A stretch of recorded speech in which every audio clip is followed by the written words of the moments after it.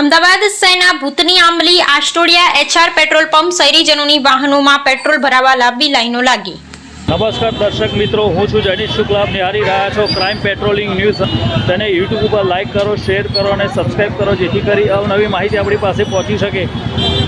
અત્યારે Iran, Israel અને અમેરિકાના યુદ્ધ ચાલી રહ્યું છે, ત્યારે ભારત દેશની અંદર અને ગુજરાતમાં અમદાવાદ શહેરમાં પેટ્રોલ પંપ ભરવા માટે પેટ્રોલ ખૂટી રહ્યું છે એવી વાત કરવામાં આવી રહી છે।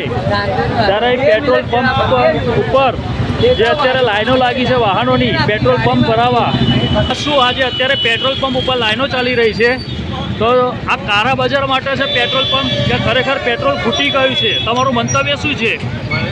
મને તો એવું લાગે છે કે કોઈ અફવા ફેલાઈ હોય એવું લાગે છે। કાળા બજારનું એવું લાગે છે ભાઈ, કાળા બજારનું હોય ને અફવા હોય એવું લાગે છે। નકર આપણા ગૃહમંત્રીએ તો કીધું કે પેટ્રોલ તો પૂરતું છે, ગૃહમંત્રીએ તો એવું કહી દીધું।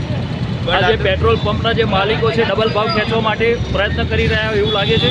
એ તો હજી ખ્યાલ નહીં, હવે જઈએ ત્યારે ખબર પડે શું ભાવ લે છે। વધારવા માટે ભાવ વધારવા માટે પકડી લો ભાવ વધારવા માટે આ લાઈનો ઊભી કરી છે।